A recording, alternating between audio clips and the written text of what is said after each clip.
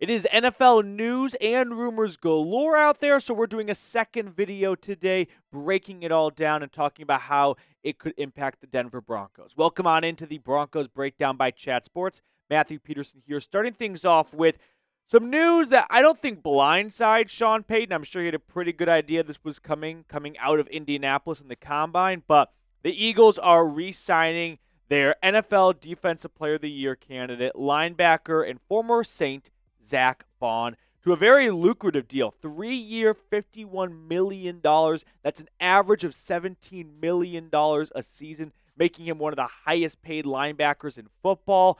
We discussed Baun on the channel 2 weeks ago or so, and I projected also a 3-year deal, but I shortchanged him. I thought he'd be 3-year, $33 million, an average of 11 a season. Instead, he cashes in, and good for him because he was a special teamer for the first 4 years of his NFL career, signs a cheap 1-year deal in Philly, and turned that into $51 million.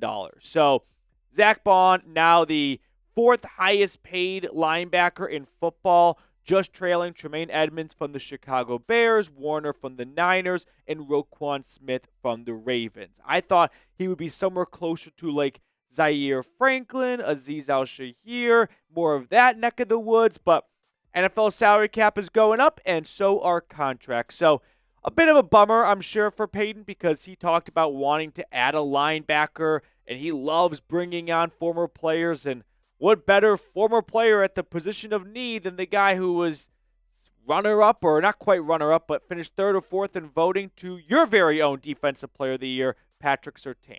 So what does Denver do at the linebacker position now? I've been pretty outspoken, I'd say, on this channel of I'm on board with bringing back Cody Barton. Cody Barton's a guy who, like Baun, signed a cheap contract, and I thought he played very well this past season, especially after Singleton went down. Did anyone notice how, while the Denver Broncos defense was one of the best in the NFL, they were doing without one of their best players in Alex Singleton, and it never really seemed to notice? Like, I never had a moment where I was like, damn, it's right there where they really missed Singleton. No, I thought Barton did a fantastic job of taking over as the team's #1 inside linebacker. So I'm on board with bringing Barton back. I don't think it's going to cost you very much. Maybe it's a 2-year, $9 million contract. Like pay him, an extra million or two more than you did last season after a strong 2024 season. So I like the idea of bringing back Barton, but we'll see if the Broncos want to maybe swing a little bit bigger. Now, the other linebacker whose future in Denver is in question is Alex Singleton, because he is coming off a torn ACL. He just turned 31 years old, and we know that the human body just doesn't bounce back from injuries as well as a younger body would, right? As you get older, those injuries really start to stack up, and he's got 1 year left on his contract. If Denver moves on from him before June 1st, they would generate $5.5 million in cap savings. So a good amount of savings to be had for a 31-year-old player entering a contract year coming off a torn ACL. Unless that player is a locker room favorite and a bit of a coach's son, I won't say 9 times out of 10 that player gets cut, but maybe 6 or 7 times out of 10 that player gets cut. So we'll see if the odds are on Singleton's side in this situation, but it definitely feels like it could go either way right now. I think there's going to be a new starting inside linebacker duo. I don't think they're going to run it back with Singleton and Barton. Maybe one of those two. Maybe they stick with Singleton because he is still a really good linebacker when healthy, and I expect him to make a nice full recovery from that torn ACL. Or they decide, hey, we'll take the $5.5 million savings from Singleton, and we can spend that on a younger linebacker who might be even better than him. So we'll look at who they could be looking at in free agency.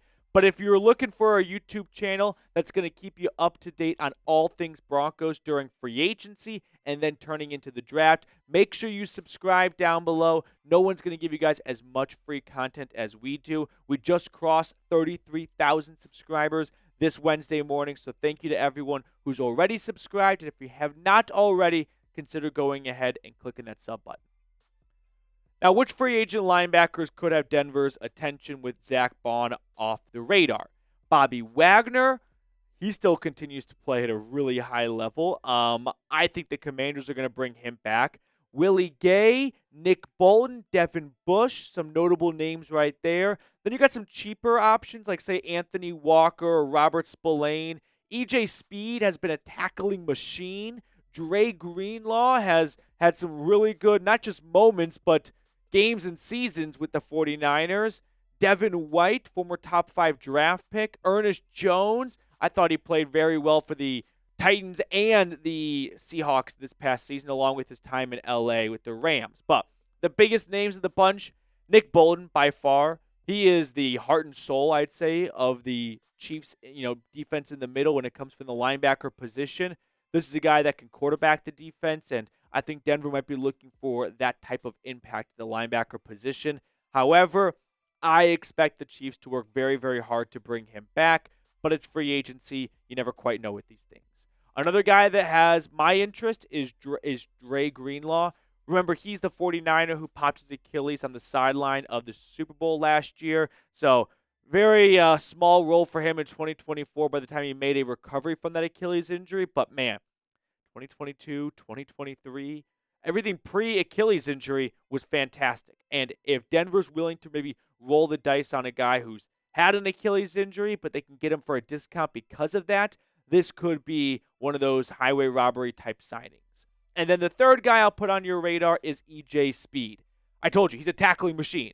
I don't know how. You know how some teams just have a knack for pumping out really good players at specific positions? Like, the opposite is the Bears can't get a quarterback. The Ravens, up until Zay Flowers, could never get a good wide receiver. The Colts, they breed linebackers.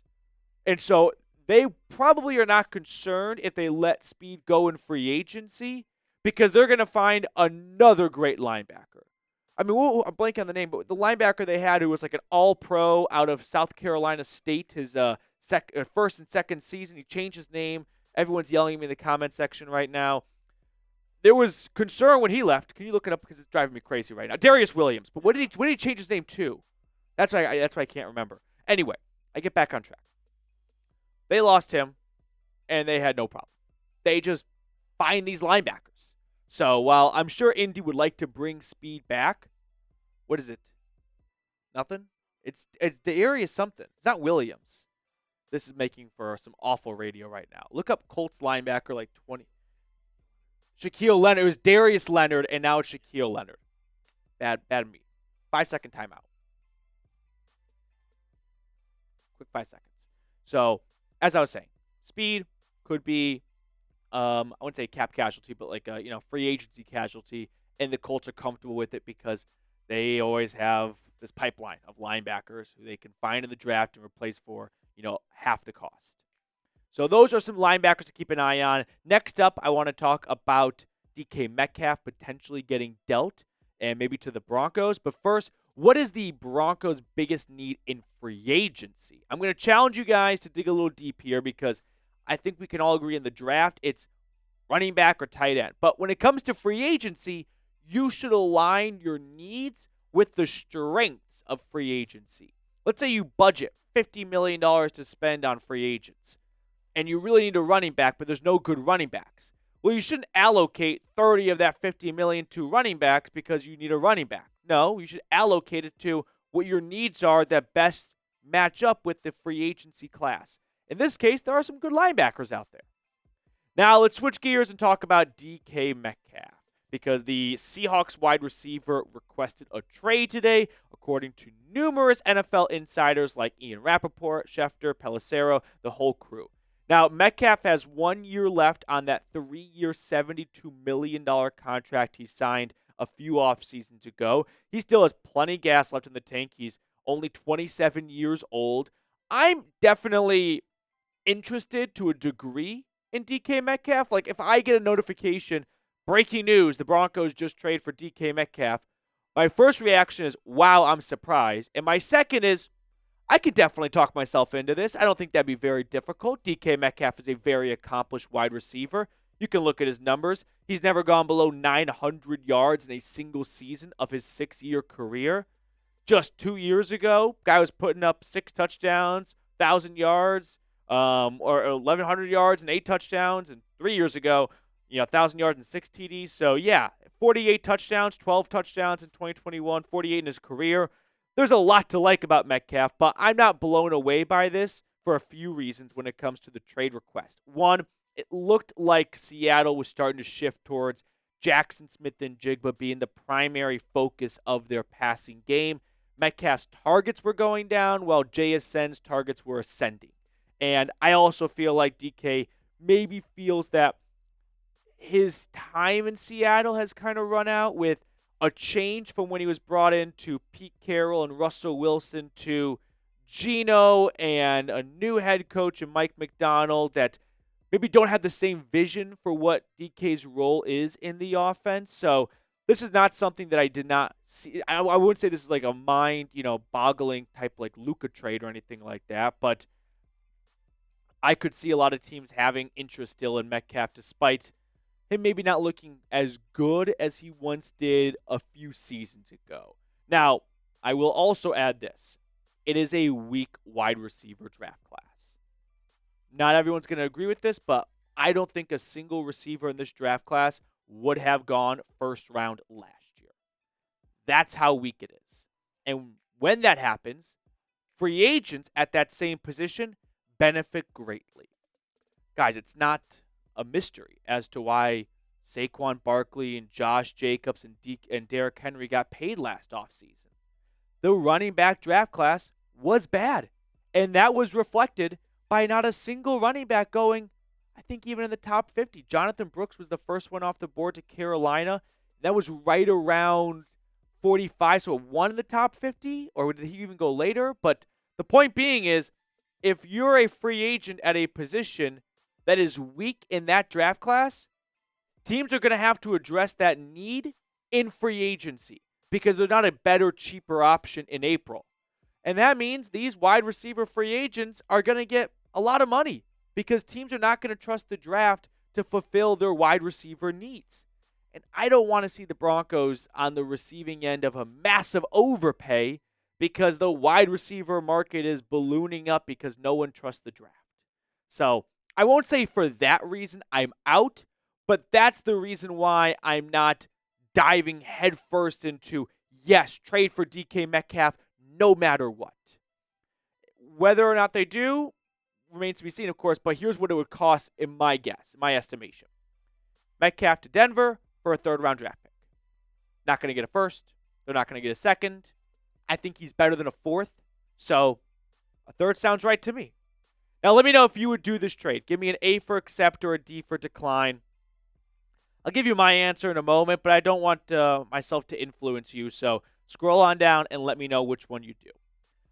I'm going to pass, and this could be a very bad take in a few years if DK goes on to put up monster numbers in the New England offense, the Green Bay offense, wherever he gets dealt, if he gets dealt. Chargers, yeah, but I'm going to keep the money that you would give him in a new contract because he's going to want an extension. I'm going to keep my third-round draft pick. And I think with those two things, I can turn out better results than one player in DK Metcalf. So I'll pass, and old takes, cold takes, expose me, whatever it's called, in a few years if this ages poorly. But I just don't see Denver making a splash wide receiver acquisition. As much fun as it might be to fantasize giving Bo Nix some weapons to work with, I think Denver likes the weapons they have in their wide receiver room right now.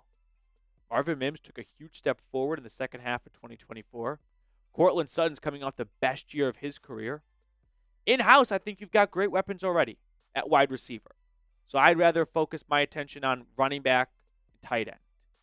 Before we get on out of here, two quick housekeeping notes. So this Broncos winter hat is less than $10 when you go to chatsports.com/DEN hat. I put that link in the comments and description of today's video. So if you want to get some new Broncos gear on sale, that way in October, November, when you're starting to shop a little bit for the winter months, you're not spending $35 like it usually costs. So go to chatsports.com/DEN hat to get this Broncos winter hat 70% off. Oh, two quick things here before we sign off. One, we're going to name a current wide receiver 1 in the NFL. Two, I should have mentioned this earlier, but this DK Metcalf trade request, it could be a leveraging tactic to try and get a contract extension with Seattle. So I caution anyone to look at that and go, DK is out of Seattle. I'm old enough to remember when Lamar Jackson requested a trade.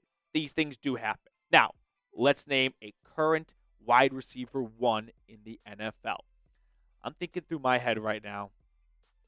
I don't want to go too. I'm not going to go at the top basic ones. I'm going to dig a little bit deeper.